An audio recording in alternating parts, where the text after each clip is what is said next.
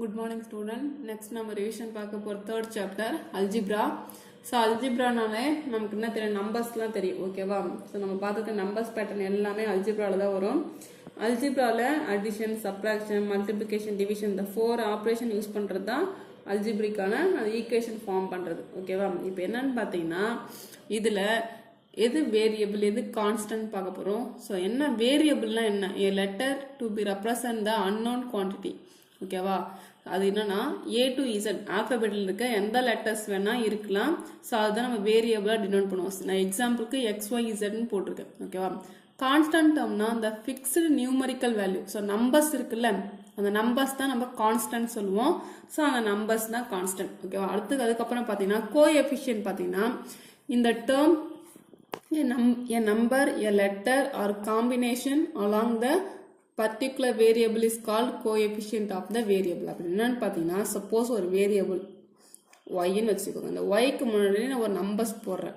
So அப்போ இந்த ஒய்யோட கோஎஃபிஷியன்ட் எதுன்னு பார்த்தீங்கன்னா இந்த 4 தான். அதுதான் சப்போஸ் மைனஸ் இருந்தால் -4. ஸோ ஒரு வேரியபிளுக்கு முன்னாடி என்ன டேர்ம்ஸ் இருக்கோ அதுதான் அதோட கோஎஃபிஷியன்ட் சொல்லுவாங்க. ஸோ அதுக்கப்புறம் பார்த்தீங்கன்னா எக்ஸசைஸ் பார்க்கலாம். 3.1 பாருங்க. Find the coefficient of x and the constant term of the following polynomial. Okay ஒரு பாலினாமியல் ஈக்குவேஷன் கொடுத்துருக்காங்க. ஸோ அந்த ஈக்குவேஷனில் எக்ஸோட கோஎஃபிஷியன்ட் என்னன்னு கேட்குறாங்க. அப்போ எக்ஸோட கோஎஃபிஷியன்ட் என்னன்னு கேட்டாங்கன்னா ஃபர்ஸ்ட் ஈக்குவேஷன் பாருங்க 2x -7 அதுக்கப்புறம் பார்த்தீங்கன்னா -7. ஸோ இப்போ எக்ஸோட கோஎஃபிஷியன்ட் கேட்குறாங்கன்னா எக்ஸுக்கு முன்னாடி என்ன டேர்ம்ஸ் இருக்கு பார்த்தீங்கன்னா 2 இருக்கு. அப்போ எக்ஸோட கோஎஃபிஷியன்ட் என்னன்னு பார்த்தீங்கன்னா 2. கான்ஸ்டன்ட் டேர்ம் என்னன்னு கேட்கக்குள்ள கான்ஸ்டன்ட் டேர்ம் -7 இருக்கு. ஸோ அது ஆன்சர் என்னன்னா -7 தான் கான்ஸ்டன்ட் டேர்ம். அதுக்கப்புறம் பாருங்க பி கொஸ்டின் பாருங்க 13x² + 14x -11. ஸோ எக்ஸ் வேற x² டேர்ம் வேற. நீங்கள் ரெண்டுத்தையும் கன்ஃபியூஸ் பண்ணிக்க. 2 x இருக்கிறதுனால கன்ஃபியூஸ் பண்ணிக்கூடாது. x²ன்றது வேற எக்ஸ் வேற. ஸோ அப்போ எக்ஸ் டேர்ம் பார்த்தீங்கன்னா எக்ஸோட கோஎஃபிஷியன்ட் தான் கொஸ்டின்ல கேட்கறதுனால அப்போ எக்ஸோட கோஎஃபிஷியன்ட் என்னன்னு பார்த்தீங்கன்னா 14. ஸோ ப்ளஸ் இருக்கிறதுனால +14 எந்த சிம்பிள்லாம் ப்ளஸ் இருக்கிறதா அர்த்தம். அப்போ கான்ஸ்டன்ட் டேர்ம் கேட்டீங்கன்னா -11. செகண்ட் கொஸ்டின் பாருங்க. Identify the type of polynomial and degree of the polynomial expression.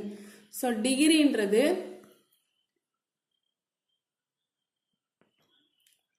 So equation இருக்கு. ஃபர்ஸ்ட் கொஸ்டின் பாருங்க 2x⁻3 இந்த பவர்ல இருக்குல்ல அதுதான் நம்ம டிகிரின்னு சொல்லுவோம்.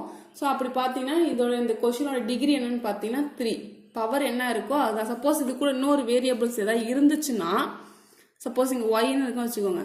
ஸோ இதுவும் பவர் இதோட பவர் 1 தான். ஸோ அப்போ என்ன இதோட ஹையஸ்ட் நம்ம என்ன டிகிரி இருக்கோ அதுதான் நம்ம சொல்ல முடியும். அப்போ 3 தான் இதோடைய டிகிரி ஓகேவா.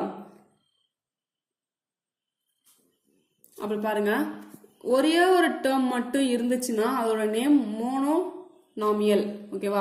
இப்போ என்ன இது ஒரே சிங்கிள் டேர்ம் தான் இருக்கு. ஸோ அது வந்து monomial type of polynomial degree 3. So இந்த கொஸ்டின் நீங்கள் ஹோம்ஒர்க் ட்ரை பண்ணுங்க. அடுத்து இங்கே பாருங்க 4/3 πr⁻3.